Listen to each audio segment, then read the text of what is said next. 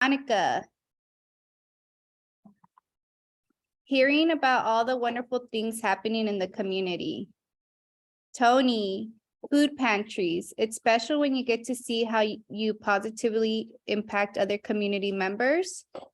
Doretta, the best experience I've had within the community is volunteering, attending community meetings, and serving on my local school board.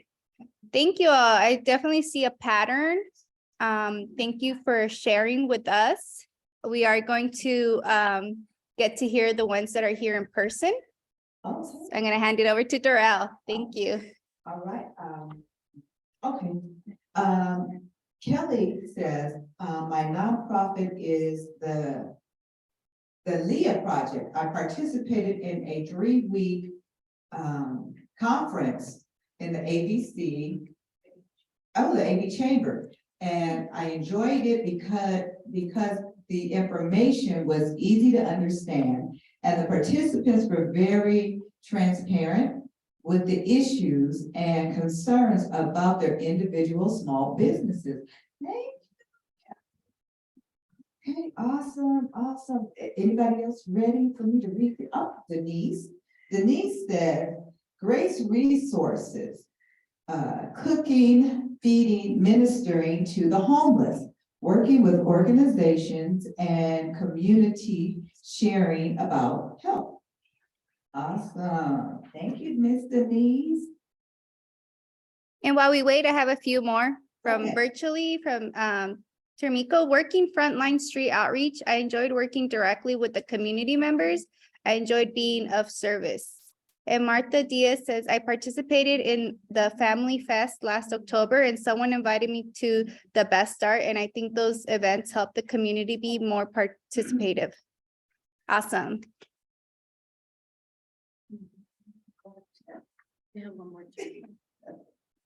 We also have one from Maria here. She says that the best experience is getting information that is given here for the community and the resources that are here for the community as well. Thank you. And we have one more. Okay, so a few years ago, when I interned here at AVPH, I was part of the AV Smoke Free Coalition, and we had outreach events in the elementaries in the area, and it was just nice going to the schools and interacting with the different kids and just informing them on the dangerous and toxic ingredients that are in e-cigarettes and in cigarettes in general. And it was just fun interacting with the kids there and letting them know, like, don't, trying to create prevention and not smoke in the future years, Yes. Thank you. Thank you. Would you like me to read the other ones? Sure. I do have a few more and I'm just so excited to see the beautiful work everyone does. So Daniel, I enjoyed working food pantries and resource events. It's always nice being able to help those who are struggling in our community. Pilar is training for marathons. We are all working towards something together and we have potlucks, socials, and volunteer for things in between. And Leslie says food pantries and canvassing work. It's amazing seeing how thankful people are and really enjoy seeing all those smiles. Thank you. Thank you everyone for participating. And I'm just going to give it back to Sylvia. Thank you. Thank you, Flora. This is awesome. Thank you, everybody. Good morning. Come on in. Just a reminder too that if you just joined us on Zoom, please remember that the sign-in link is in the chat and we'd love for you to please sign in. And let's see if we can go to the next slide. And I will ask Stephanie to go ahead and read the agreements. Oh, back a little bit, sorry. And one more. No, two more, sorry. Yeah, right there. Hi, everyone. I'm Stephanie. I'm the program specialist for Best Start. So I'm just going to read them off to you. So the first one is stay present and engaged. Put the focus on the future. One person speaks at a time. Finish your sentence, not your paragraph. Step up and step back. Be patient and open to technology. Keep your video on if possible. Expect and accept non-closure. Be creative and have fun. And hopefully the next meeting, you guys could all pick one and we could just popcorn it to one another. Thank you, everyone. Thank you, Stephanie. And if we can go to the next slide, please. So I'm gonna have Flora come back and read the results. We did some voting on the vision statement that everybody chose, and also the group of values that we want Best Start to represent. So I'm gonna go ahead and have Flora read that to you guys. They're right there. Nice. So everyone put in their votes. Exciting drum roll. You all know. Polling results. So the vision for Best Start, we decided as a group, all of us, we're going to go with building collaborations to support flourishing communities. And in our values, so out of all those, these are our top values: compassion, communication, acceptance, respect, and Integrity. integrity. So just reflecting on our vision statement and our values and seeing this go further in the future. Thank you all for all your participation. Thank you, Flora. No problem. One of the things, as we talked about in previous meetings, since we started doing all this work of restructuring and really solidifying our base and our framework, is that, you know, as we build these visions and as we use these values to guide our work on what we're doing here at Best Start, and this will also be part of the charter. And this is what's exciting, is that, you know, we're doing all this work so that by the time when we finish our charter, I'd say around June or something, we'll be able to celebrate that you have created an amazing charter with all of the visions and the values, and then even just some of our basic framework that you and all your voice and your experiences that come to it. It really is going to be, we're going to have to do a big celebration come June of all that work that you guys are doing in this. Next slide, please.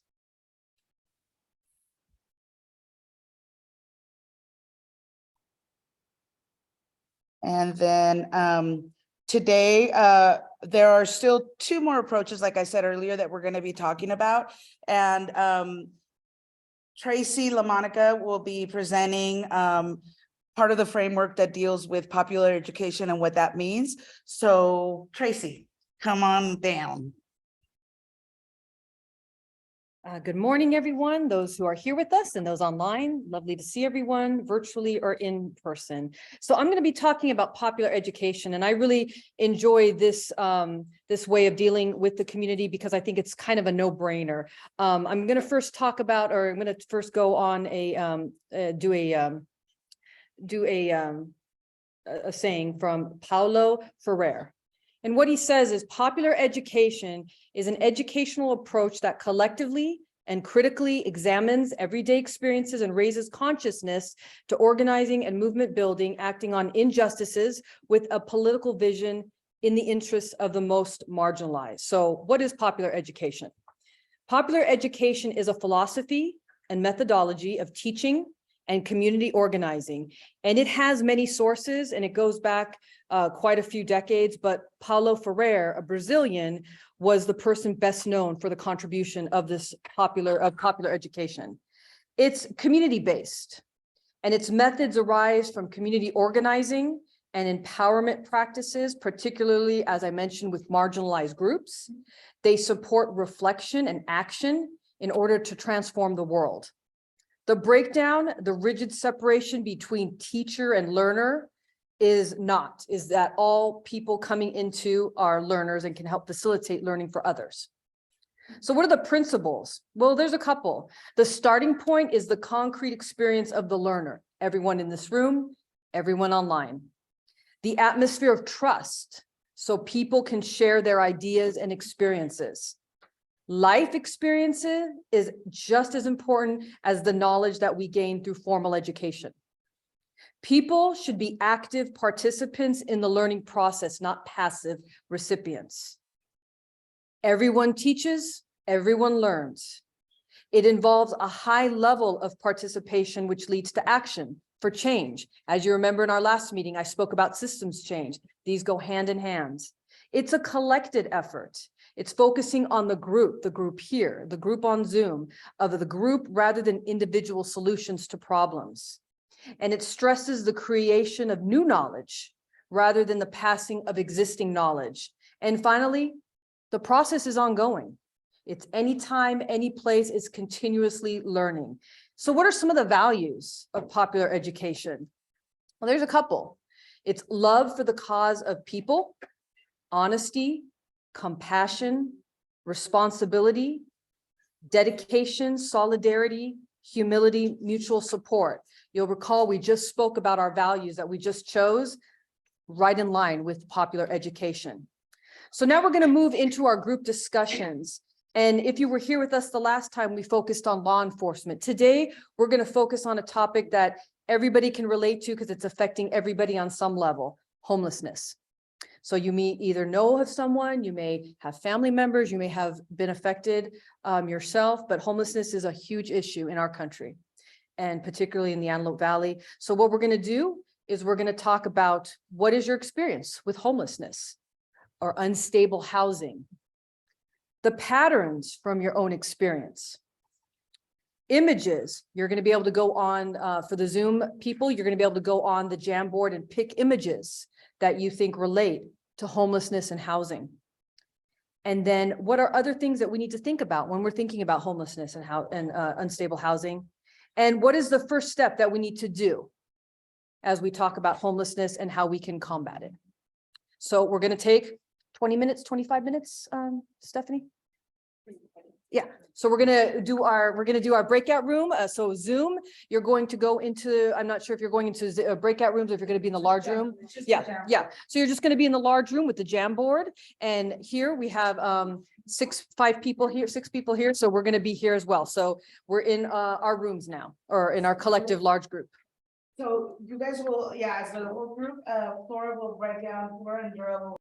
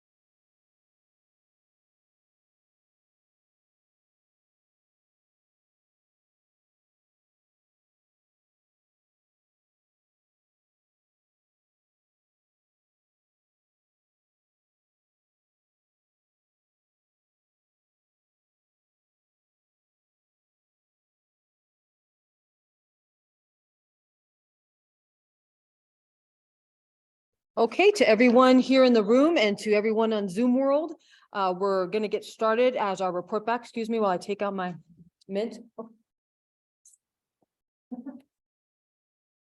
Come back so quickly. Okay, so again, we talked about popular education, how popular education is contingent upon people in the room as learners, as teachers. We're all coming together for the common good, the greater good, to move the work forward. So we gave you a subject matter, and that was homelessness and unstable housing or housing. And so we're going to go over with the groups in the room and the Zoom. I'm going to take a couple of the Zoom. We have a Jamboard prepared and they went to town. So good on you guys in the Zoom world. You really took the task at hand. So I'm going to read a couple of them here. And thank you, whoever put Rex Paris's picture. I'm not sure what that was about, but for the people in the room, we've got a couple of pictures of homelessness. We've got 2 people on the sidewalk looking very sad. We've got a car that looks like it's being slept in. We've got a picture of some encampments on the street, and then we've got good old Rex in the middle. So I'm going to read a couple of the, we are under time constraints, so I'm going to move it along here. But if the people on Zoom do want to speak and have a, a really good topic or a subject that they want to say, please raise your hand and I'll have my colleague Stephanie unmute them. But for now, I'm going to read a couple. And so one, I have seen clients who become comfortable with being vouchered in a motel and refuse to leave a more stable housing situation. Absolutely. Absolutely. I know a couple of people who have been homeless for a while. I think it's a concern in LA County, and the first step should be finding out what areas are most affected by it. Absolutely. Another great one. Resources for people experiencing homelessness are always filled up, long wait lists. That's very true. Very true. And then let's read one more. Identify the type of assistance each group of individuals are desirous of and prioritize based on most urgent need and readiness for change or assistance. Really important. I'm going to go, we have 2 groups here in person. I'm going to go to Flora's group. Flora, who is your speaker? Esmeralda? Do you need the microphone? Yes, do we have we're going to give you a microphone. And Esmeralda? Okay, so we started off with the question, what is your own experience with homelessness / unstable housing? And we listed a couple of things. So first, we said no consistent housing. Like sometimes you stay with family or friends and you're just jumping from house to house, whoever will help you, and then becoming a burden to those who you are staying with. It's uncomfortable to use the restroom or cook in general, or sometimes you don't even have access to those. Hard to be organized and clean, because sometimes you don't have access to the showers, leaving things unprotected, and it's hard to stay safe. There's lack of resources and income, shopping, cooking, nowhere to store these items. And then we also address mental illness that's among homeless people at times. That should be addressed. And then patterns from your own experiences. We said it can be scary to help a stranger. We have compassion for others.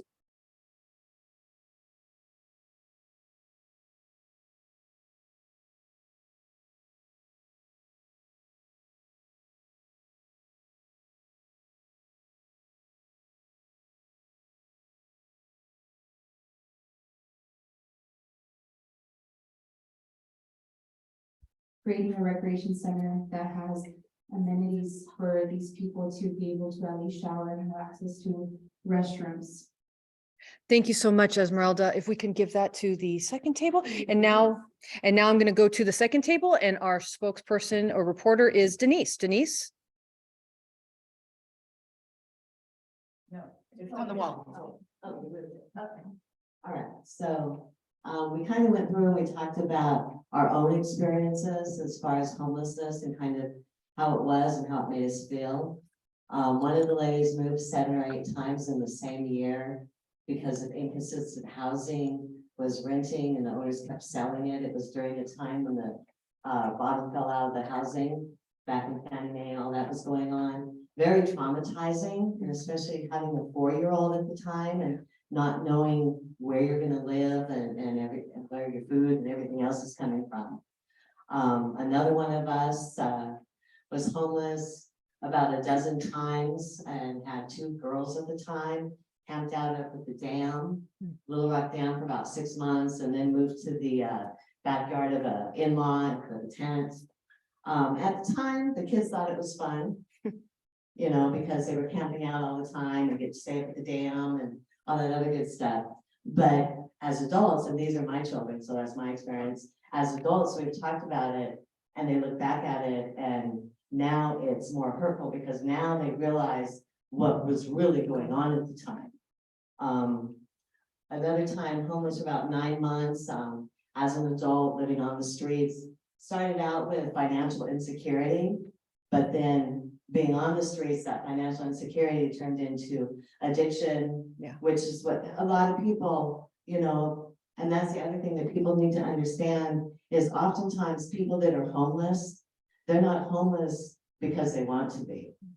They're homeless because something happened, they lost their house, and we were talking about how budgeting is important. A lot of people are a paycheck away from homelessness. And it's important to help the working people right now so that they don't end up being homeless. Of course, we have the economy going up, gas prices and everything else. And we think it's important, one of the things that we can do in the community is to talk about budgeting, teaching people how to do a checkbook, how to do a monthly budget, living within their means and the difference between priorities, wants and needs, so that, you know, people have a better understanding of that. And it starts with teaching. It also starts with understanding that the people on the streets don't want to be there. I've been there. I never wanted to be there. You know, so those are things that we felt that was really important. And teaching them about investments and looking at the future as well.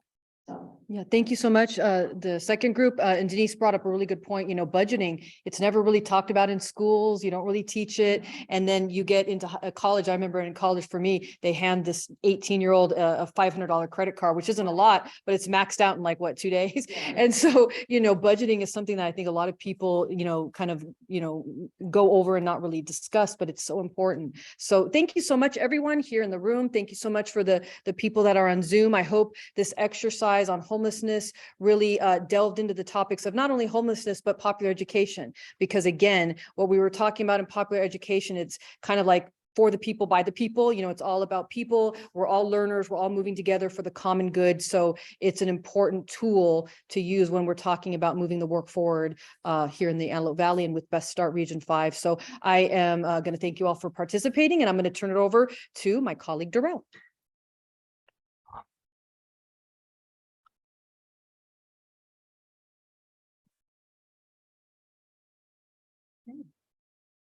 All right, everyone.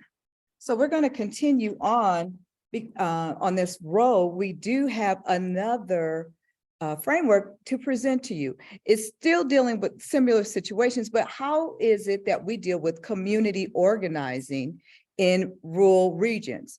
And just as a synopsis, we are still considered a rural region, even though we are outer Los Angeles County. We're at the brink of leaving LA County, the Antelope Valley.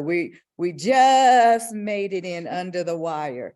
And then we're there right before you get to San Bernardino County. So we're going to talk about what exactly is community organizing in rural communities. What is that? What is community organizing? What does that mean? What are you talking about, Ms. Darrell? So we're going to answer some questions.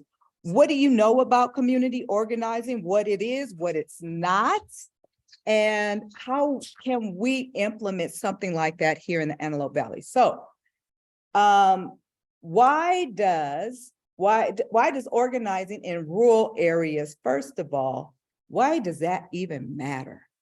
So it was a study done by Lisa Apgate, and she studied an area in a rural or Ontario. And some of the things that we need to view is what is organizing in a rural community or a rural area, and why should that matter to us here in the Antelope Valley? Well, first things, A rural region can be somewhat isolated in terms of technology and resources. So why do we need to organize in a rural area? We need to keep certain things in mind. So let's keep certain things in mind. Think about the Antelope Valley. Think about how a small, widespread community we are. We got Little Rock, Lake LA, you know, all the way out almost to Cal City, which is not part of LA County, but we're spread out. So keep that in mind. So when we talk about why does organizing in a rural area matter? It matters because community engagement so often relies on citizens feeling an affinity and a commitment toward their local area or an issue. But what is unique about engaging community in a rural area? What's so unique about that? Well, what methodologies can be used and to increase participation? How can we increase participation in these rural areas? How can we ensure that all voices are heard? Because when we're talking about people coming to the table, how do we make sure everybody has a voice and we hear everybody? We're in a rural area, we're widespread. How do we do that?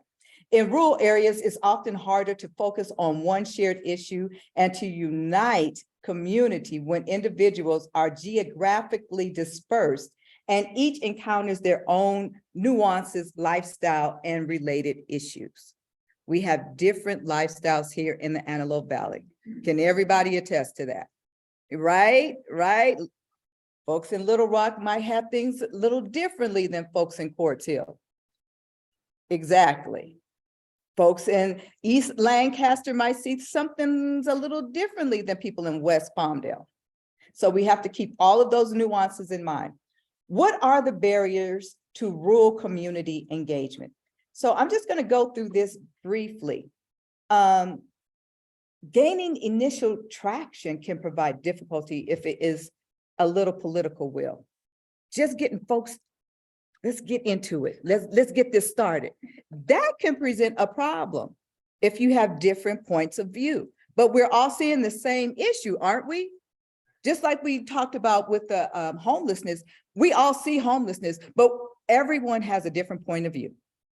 So public officials may see community engagement as foolhardy and may feel that they are elected to speak for the constituents. This view was most prevalent in the communities where elected officials have been in office for more than 5 years, 10, 15, 20 years. I'm not saying any names. I'm just saying if you've been in there a long time. If somebody put up Rex Paris's picture, I didn't do that. I'm just saying.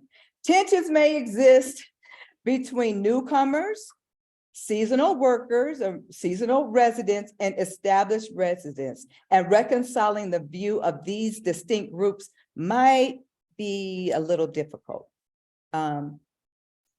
One of the things that we need to keep in mind too is at the onset, there are access issues for community members. We have to think about, one of the challenges could be access, the ability to access certain resources, the ability to meet certain things in the community for different members. I might not have access to Wi-Fi, Zoom. I might not have access to a cell phone or a Apple phone. So access. The difference between when you compare an urban area and a rural community, members face higher poverty rates, lower educational attainment, lack of transportation, higher portions of older adults, and lack of access to health services. We have all seen this in the Antelope Valley, and I can relate to that. I remember moving to the Antelope Valley and they had bus stops, but no buses. Now that was in the early 80s. Why do we have bus stops and no buses? But when someone has, as a collective whole in a rural area, and they see a need for transportation from Lake LA, Little Rock, in order to get to a medical appointment in Lancaster, now we have a common issue. So now we have organizing in a rural area. So in some rural areas, community residents without deep local roots were viewed as outsiders. When you move to the Antelope Valley, they new to the Antelope Valley. Who your people? Remember that I used to get it. Who your people? If you haven't been here for more than 15 years, you're a newbie. If you've only been here for 2, you're just a newbie. You don't know nothing about the Antelope Valley, and most people didn't. So they had a different perspective and they were looked at differently in the Antelope Valley. Here we go. A level of interest among residents is often diminished because of the lack of personal connection with the places they're residents. The Antelope Valley is called a bedroom community. Why? Why are we called a bedroom community? Is it because a lot of people found that buying affordable housing out here was great, but their jobs or their careers took them into Metro LA? So they have a home here, but all of their interests and their social and their jobs are in Los Angeles or in another county. So rural communities often face unique logistical challenges, organizing community engagement sessions such as this one, particularly given in large geographical areas. So lack of public transportation can be also a barrier, which is why we want to address that with Best Start. We want everyone at the table, so we'll come get you.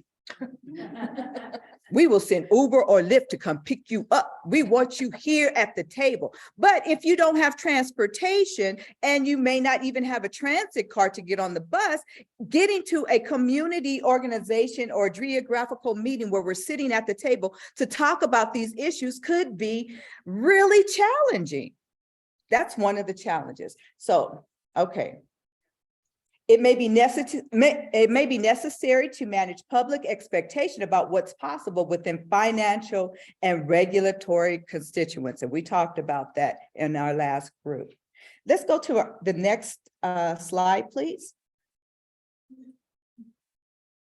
So being aware, strategies for rural community organizing. There are some strategies.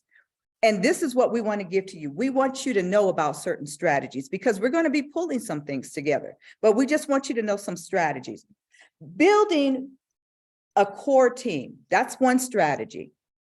You all are a core team. We got to build a core team.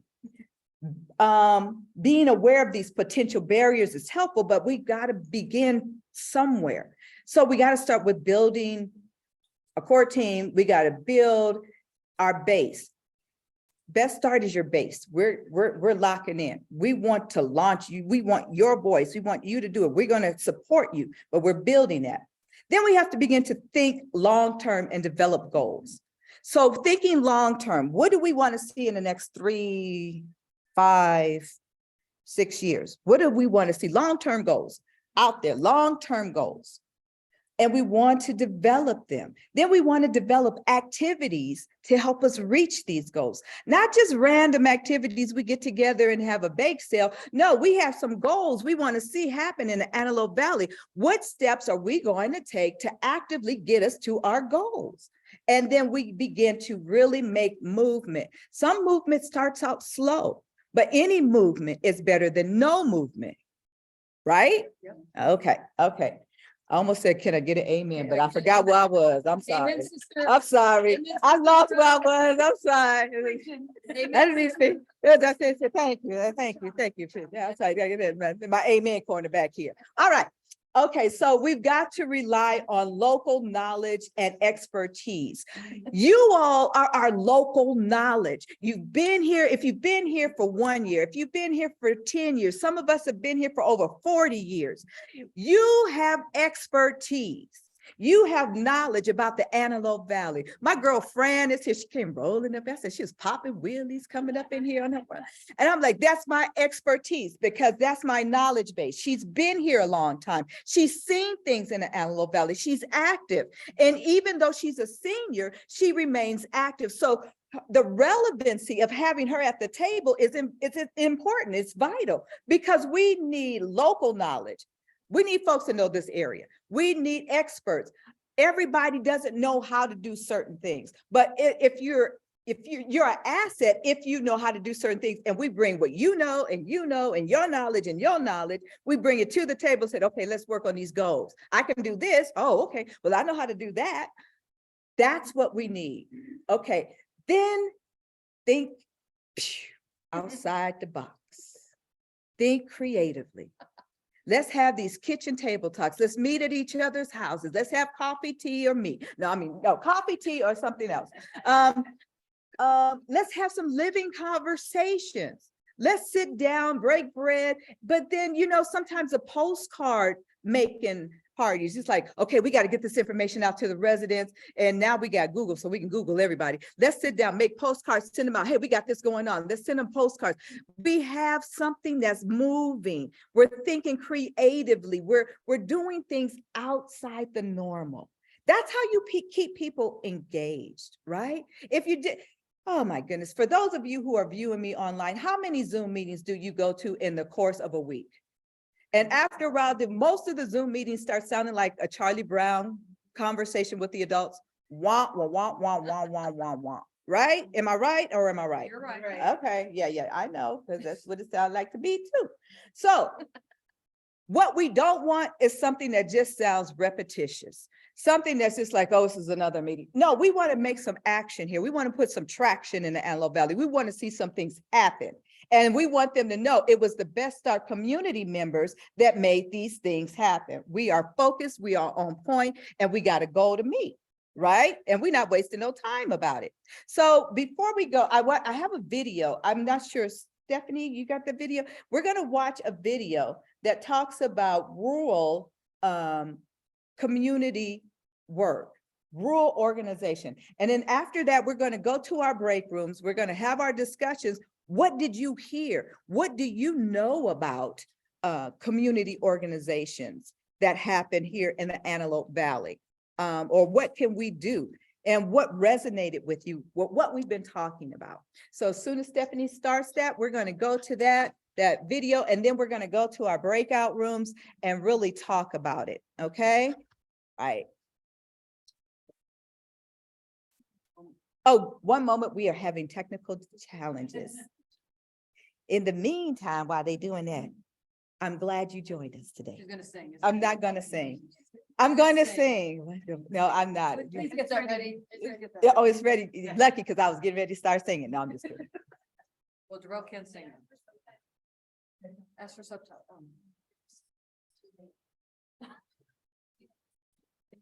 See something? Okay. We're getting it up, ladies and gentlemen. Thank you for being patient with us. There it is. Oh. Subtitle?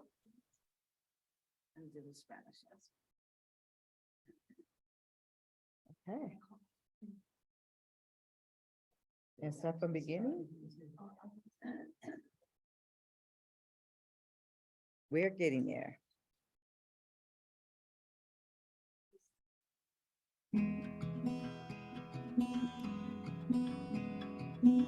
Economically, the interdependence between rural communities and urban, especially central US and coastal communities, is vital for the production of food, the production of energy, the ability to manage climate issues, all are centered in rural. Now is actually the perfect time to roll out the Thrive Rural framework and to really introduce this framework and this new way of thinking and doing to people across communities and invite them to come on this journey with us. Over the past 2 years, we have worked with 2 advisory committees, numerous local and regional organizations, national networks, and research partners to formulate the Thrive Rural framework.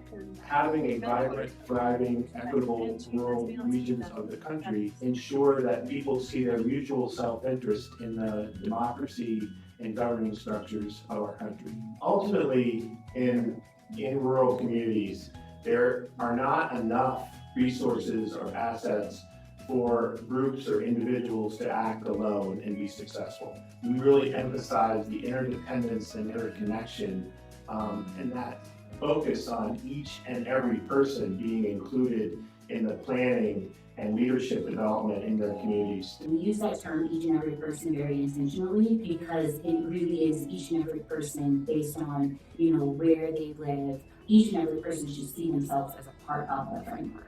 We have seen the need to really invest directly in communities, rural communities of color and Native nations and communities that have deep inequities, and persistent poverty. This work and our work historically has always been focused on engaging with communities, listening to them, reflecting back what we've heard, bringing and sharing best practices and learning from other similar communities so they can learn from each other. Trust is critically important in everything that we do as Aspen Community Strategies Group. We can't do our work without having partners on the ground. We are continuing to iterate this based on what we're learning from people in the field, what we're hearing, knowing that the community has a lot of their power and can influence those systems level changes at the same time, and really building on the assets that that community has. We believe that the best way that we can all learn is to learn from each other and learn from each other's experiences. We thank you for your interest in the Thrive Rural Framework and CSG's work. And we thank you for your time and your energy to work with us.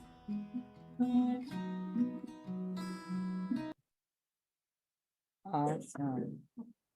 Awesome. So now we're going to go into our breakout sessions. Hold on, okay.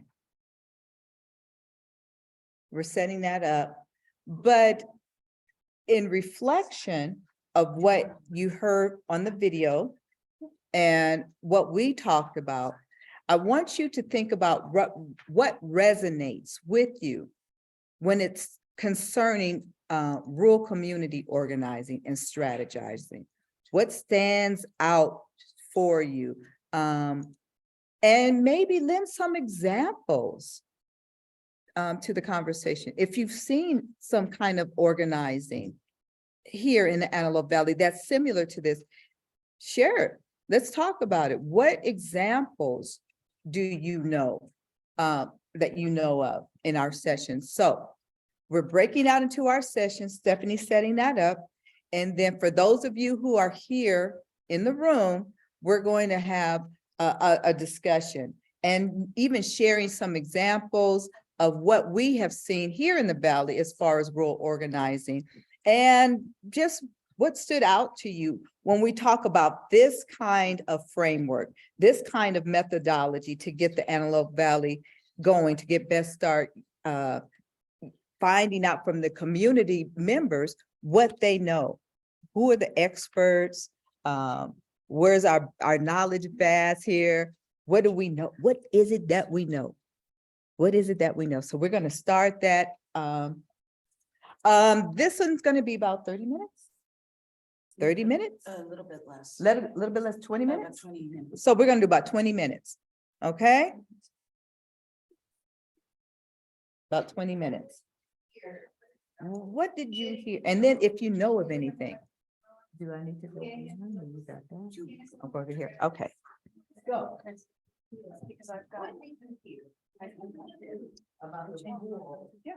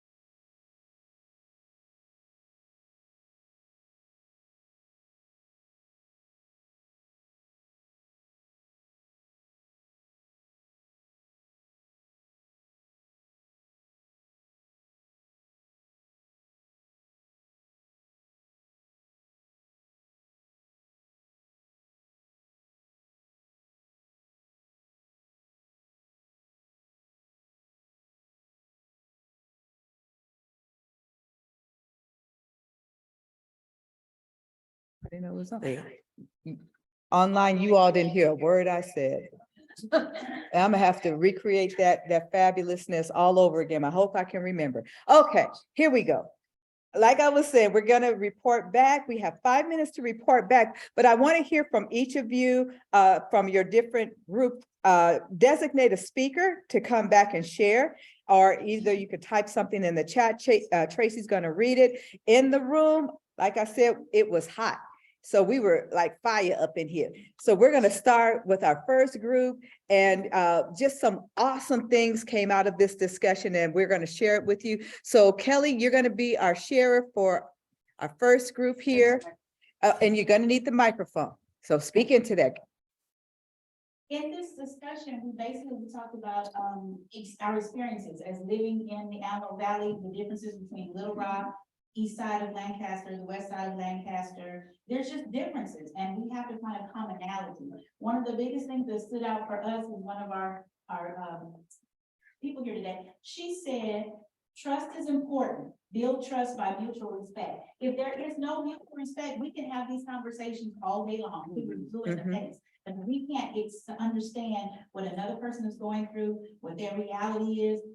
These conversations are not gonna work. These task force, anything we try to create is not gonna work. So we have to be able to have some trust. Go back to the way it was in old school, where we sit down in someone's kitchen, cook a meal, understand how their lifestyle is. What are they going through? What are their finances? So that we can even understand there's no I in team. We all have to do this together. We can't bring change by ourselves. And one of the biggest things I've noticed in social media now is people are hungry for true expertise, true lifestyle. They don't want another politician come in to speak to them, or another celebrity, so to speak. We have tons of hometown celebrities. You're a celebrity. You were able to endure something that you can help us with homelessness. How did you endure it? We want those real experiences. Some of these people went from no job to now owning a business, making over 6 figures. We want that real transparency. We need to be able to see the struggles, not something. I don't want to hear you have 15 cars and 25 homes and things like that, but you didn't tell me A through Z. How did you get it? I live right here with everybody else. We need to understand, how did you do that? And as a community, to be able to do that together, we need real answers, not something that's out there, real today. How can I walk out of here right now and make my family and my life and my financial stability better right now? Okay, come on, Kelly. Come on. She was on fire. I told you they like fire up in here. Okay.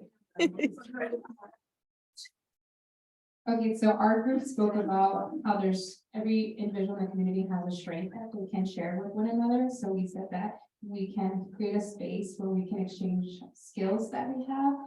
And then just volunteer your expertise, like you were stating.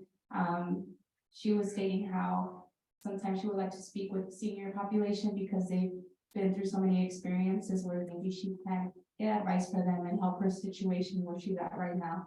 And just like creating a space to be able to do that in. Thank you. Thank you. That's awesome. Okay. I need the microphone over here. Laura, I need the microphone, please. Now we're going to hear from our people online. Go ahead, Tracy. Hi, this is Tracy, and I was in group, I believe I was in group 1, and we had a really healthy discussion as well. And one of the things that was really mentioned overall was they really appreciate, one, they loved you, Darrell. I mean, they loved you, and that's why I love to go before Darrell, not after. And they really, the rural community really resonated with them because of the way we are with the digital divide and the transportation issues and the healthy food access in these, you know, wide-reaching areas of the AV. And the other thing that really spoke, and it was, and if I'm wrong, forgive me, but it was, I know Doretta spoke and Max spoke, Susan Villarreal, really about the elected officials really needing to be held accountable. Max said he was the one, he admitted he was the one that put our buddy Rex up on the thing. And he said, because they need to be held accountable. We're voting them in. Exactly. Their concerns need to be taken into, our concerns need to be taken into consideration. Kind of what one of the groups over here was talking about. And so they really, the whole thing just really resonated with my group. So. Yeah, great. Awesome. Is there anybody else? No, that's it. Okay, so listen, take this information with you. And we're going to get back to it because it's leading us to a place. We are going somewhere. We're not just giving you all of this framework for no reason. We are about to put some wheels to the motor, to the car, some legs to it. We're going someplace. So I'm going to turn this back over to Sylvia, and she's going to bring some information of what we've already done. Thank you, Darrell. And you're right, Tracy. Following Darrell is a tough job.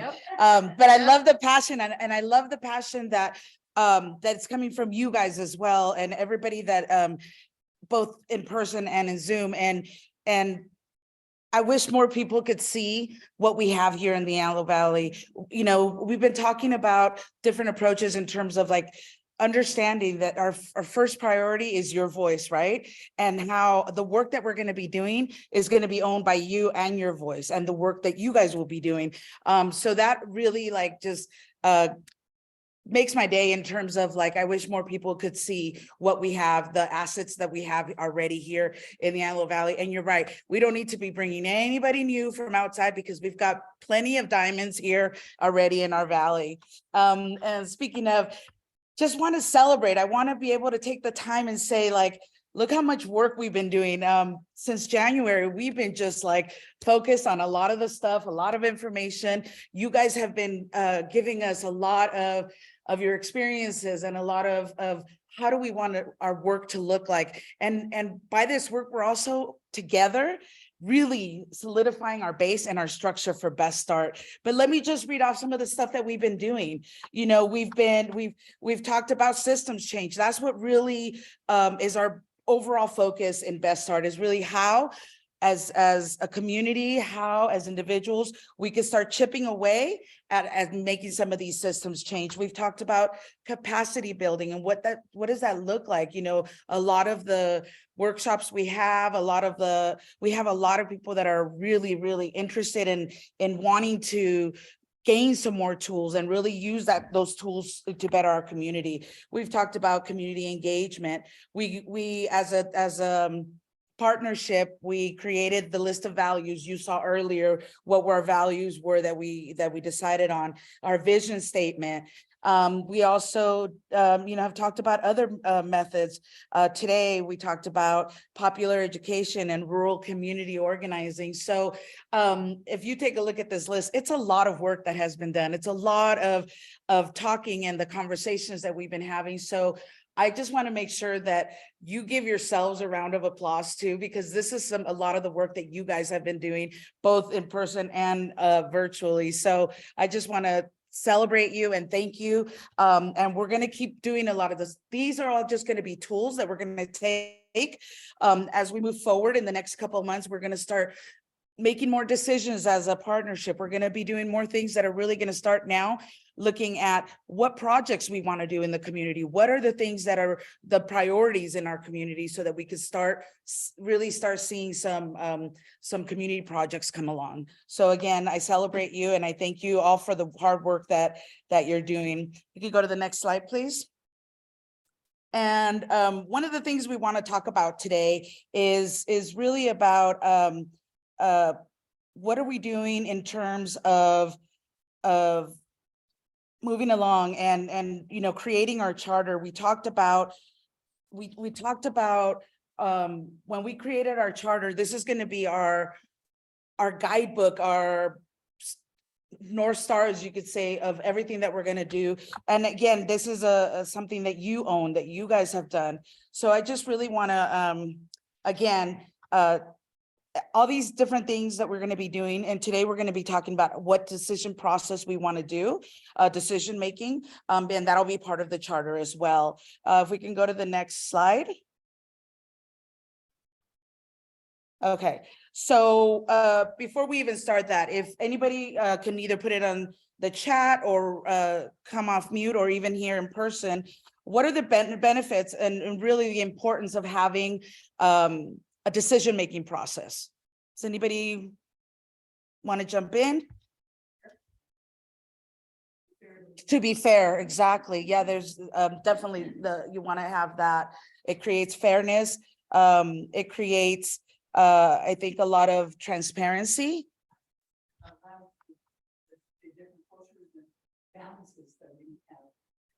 So it really brings in a lot of diversity, right? Anybody on virtual? Okay. So really, what are some of the advantages of having a process? We want to make sure that our groups, that our partnership is better equipped with information, right? That we want to make sure that that there's great acceptability amongst us and also around in our community of what we see.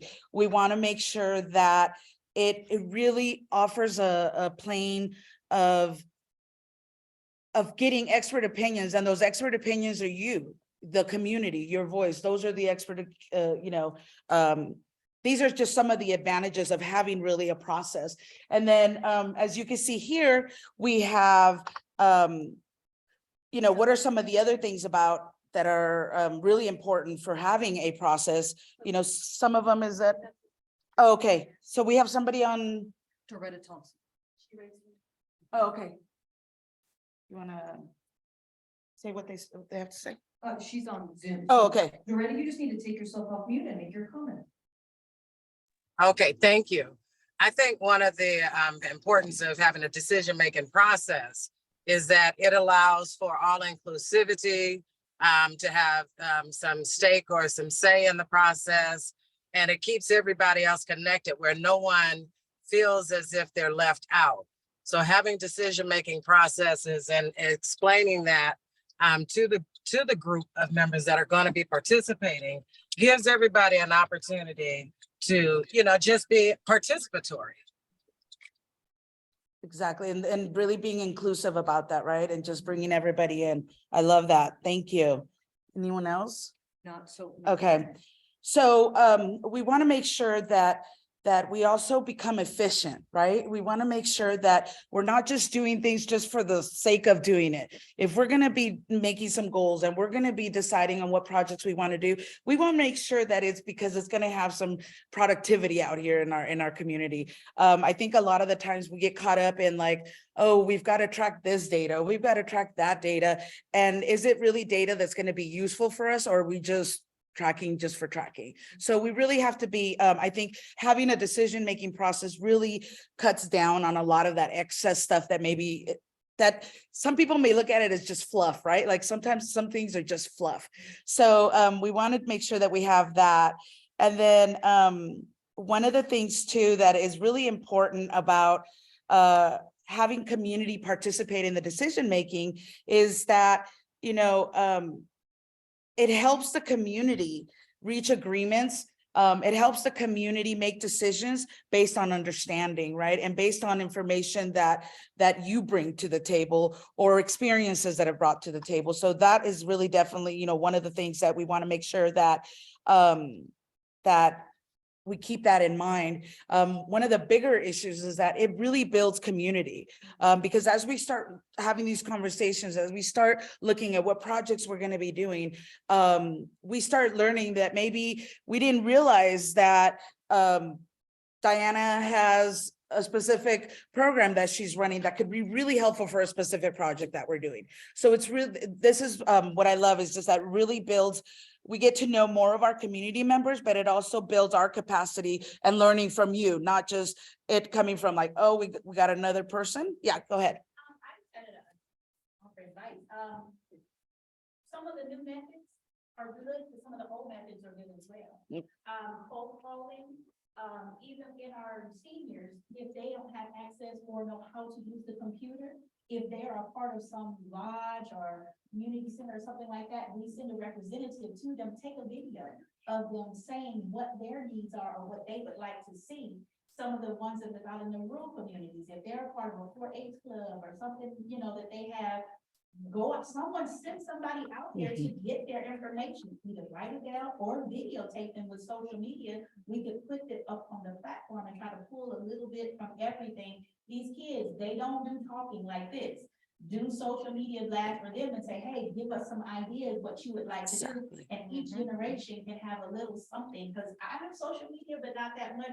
I do more of the talking one-on-one, face-to-face, but there may be somebody who they don't talk at all. They're only like online with a computer. We could pull all of that together so everybody can feel like they're heard. And they even them, they have an expertise or a skill that they may be able to teach the rest of us that we may not know about, right?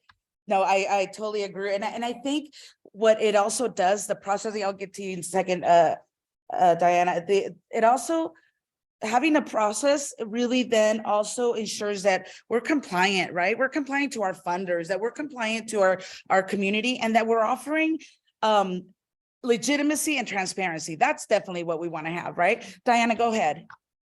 One of the shortest areas that I hear seniors who are disabled, can't get around, but they've got all this knowledge, prepare them up in schools so that children can reach them.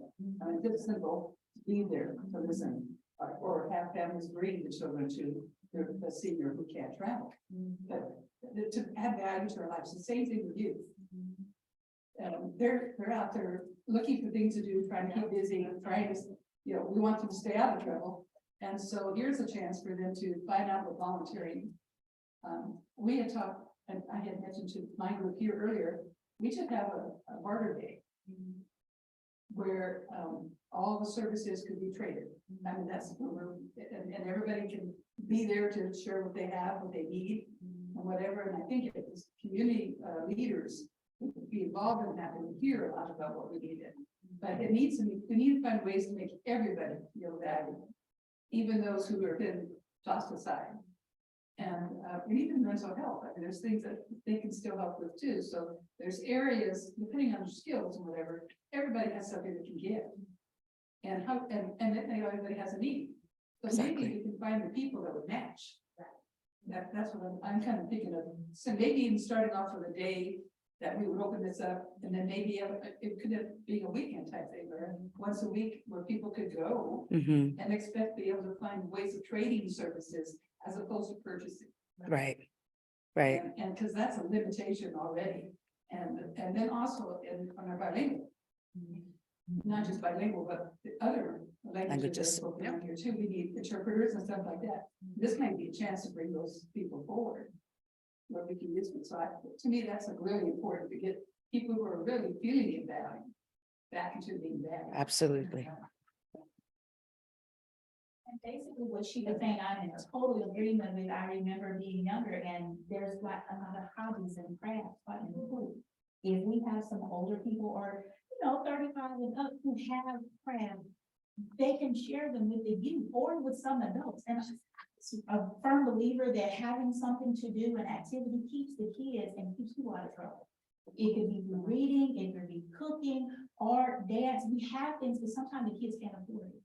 Or the parents don't have time to take them, or just all these limitations. So we find out all of these different resources and people who are having, dance studios or art studios or, cooking classes or things like that. If they have a business, we pull them together so that they can say, hey, we have some for that you have to pay, but then we also have some spots that we can donate for free. So that we can know what's going on out here, because a lot of the kids, they don't have anything to do and their parents don't have nothing to do either.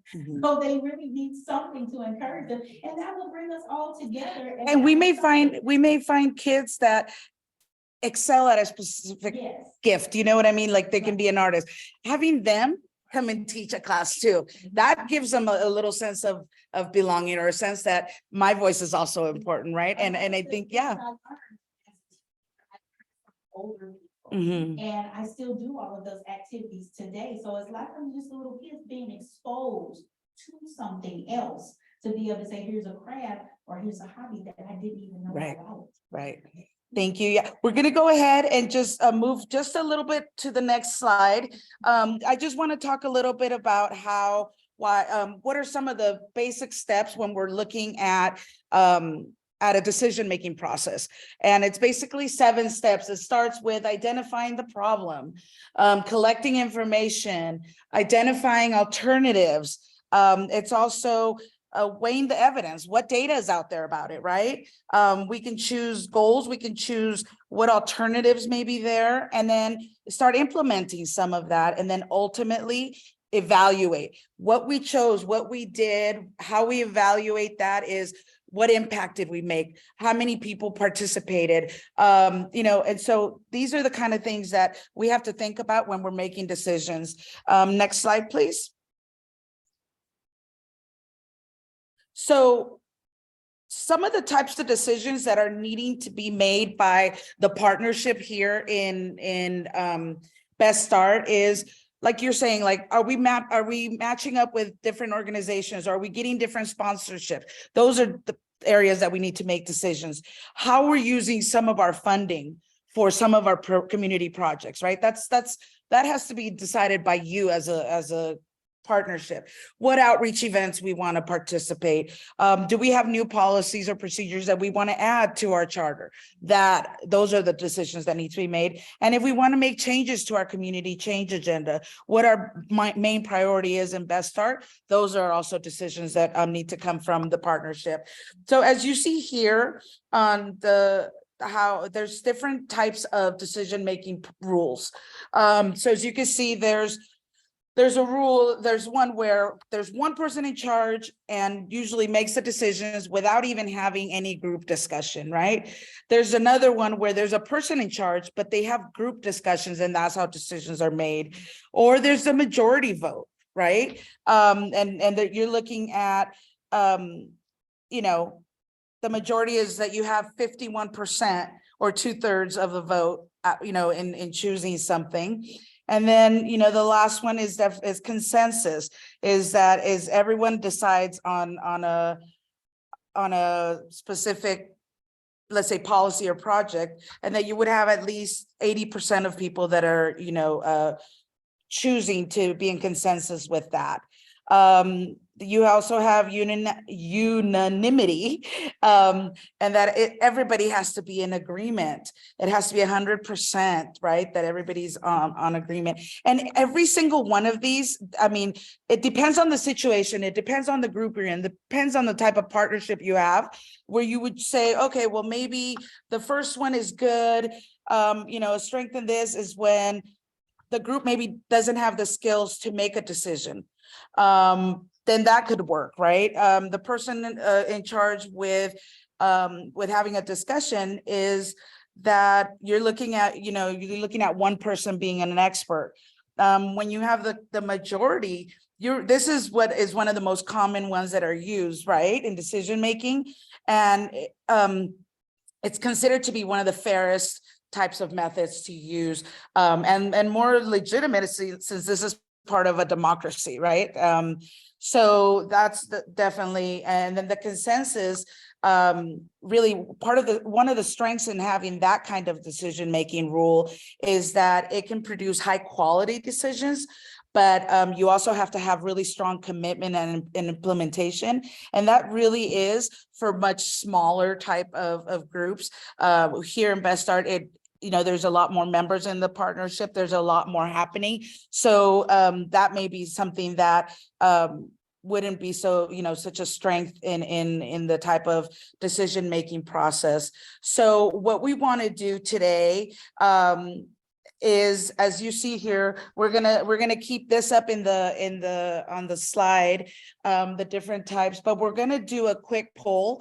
And for those of you that are here in person, you'll see on your table that there's a little ballot that shows the four types of decision-making processes, and it has like little circles on the top where you can check off one. And for the people on Zoom, we will have a poll that you will fill out there. So if we want to just take a minute or so to decide a member, just pick one, and then and see what type of decision-making rule or process you want to see used here in Best Start.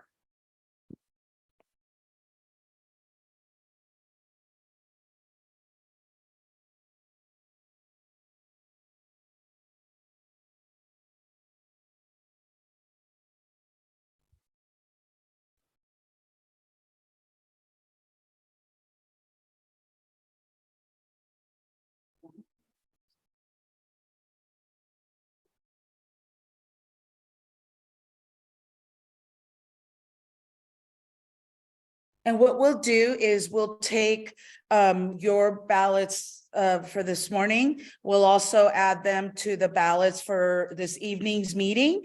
And then we will present the results once we have both the morning meeting and the evening meeting ballots submitted. And Flora will go around and collect your ballots. 9 people are voted, so we have to consider Alyssa, Carmen, Carlos. Okay. 3, so probably Maybe a few more seconds for the polling and then we can close it off. And then I would definitely like to give you all an opportunity to talk about, you know, where are you leaning, where were you leaning to and what made you decide on some of this? Yeah, go ahead and close it. Thank you. How does anybody feel about a specific type of decision-making process, or what would you feel would be best for Best Start? I know we will obviously go through the polls, but that's what we have so far. So we have so far is having one person in charge with a group discussion. Interesting. And then majority, no, unanimity, I can't say that, or consensus comes in second. And then the majority vote. And then again, like we still have votes from here, and then we'll take the votes from tonight. Does anybody want to add anything or say anything regarding this area that we're discussing? Go ahead. In consensus, they won't hear us now. In consensus, it's probably the hardest one to work with because it's the longest one to make the decision. But once it's made, you have more people on board than you do through, I mean, if you look at majority, you have 49% that may not agree with you. So almost half the community is not going to participate in how we do that. So I see a strength in consensus, and that's kind of where I was looking at. I also really appreciate maybe not a person in charge, but a team in charge that can also keep us on focus, which is kind of what we need to keep us kind of focused. So I see both of those as potentials that would be good for this group for what we're doing. And in our next meeting, we will be talking about that. We'll be talking about our subcommittees. I don't know if you remember from our last meeting, we talked about what the structure looks like, right? So it's the partnership, and then underneath it's the subcommittees. And what we're gonna have is people being part of those subcommittees, and that subcommittee coming up with specific ideas, whether it's a policy or whether, you know, and then bring that to the partnership, present on it, the pros and cons on it, but then as a partnership, you know, vote on whether this is something that we need to move forward on. And so it, you know, there isn't necessarily going to be like, oh, the policy committee is going to make all the decisions on what policies we follow or we want to, you know, go support. They'll just be bringing that information, and that, I think that'll kind of look at it like, yeah, as a group, discuss it, and then ultimately decide on it. Okay, so I know we're running out of time. We've had really good conversations, and I would rather have the time to have the conversations than keep throwing more info at you in that sense. But you know, where we are right now is really, you know, we've already voted on our mission, our vision. We voted on our values. We just voted on what we want to do in terms of our decision-making process. And then something to think about, and we'll bring it up again at our next meeting. Do you think in the meantime, are there other specific rules that we may need or other things that we may add to it? So we will be sending this out, this whole presentation out to everybody, just to kind of give you a reminder. And then we'll talk a little bit more at the beginning of our next meeting to talk about, number one, what the polling results are, but also just kind of keep the conversation going, because like I said, all of this is to be able to say, here's our framework. This is how we as a group, we know that community voice is what's most important, and it was what it's going to guide our work. so we'll continue having these conversations. And let me go real quick to the next slide. So we'll do some closing reflections real quick. Just like I said, these are the different things that we talked about today, and we kind of rushed a little bit on the bottom, but it'll be a conversation that we'll keep talking about. But just kind of keep all this in mind, because as we think about all the approaches that we've talked about, they all have some things in common, right? They all have community voice in common. They all have about being transparent, about experiences, and that the ownership of the work we do comes from you as a community member. So I think that's something that really is going to continue to guide us as we move along. Next slide, please. So just real quick, some upcoming events. We have our diversity, equity, inclusion workshop tomorrow.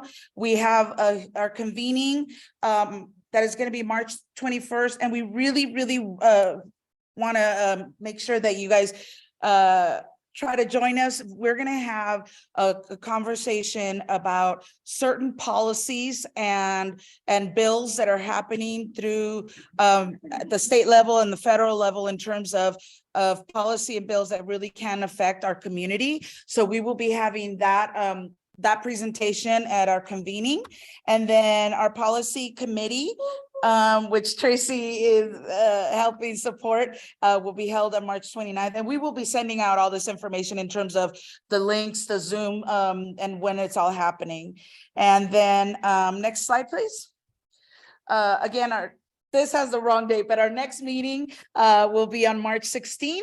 Again, we're having the meetings hybrid, so we welcome everybody to come in person. We welcome everybody to still join us on Zoom. And if you are in need of transportation, we can also provide transportation for joining us. Next slide. Talked already about the convening. Like I said, we will send this flyer out again to everybody. And don't forget to follow us on Facebook, on Linktree, on Instagram, and know that we also have a YouTube page where every video of our workshops that we do and some of their meetings, they're always located. So we will get all that info sent out to you with this the email that goes out after this. And if you want to look at any of the videos that we've done or some of the workshops, you'll be able to have that option. And now, thank you all for coming. We really appreciate you guys being here, both virtually and in person. And know you could have been somewhere else, but you chose to be here with us. So we really appreciate that. And don't forget to take our survey, and let's get some of this work done. Thank you.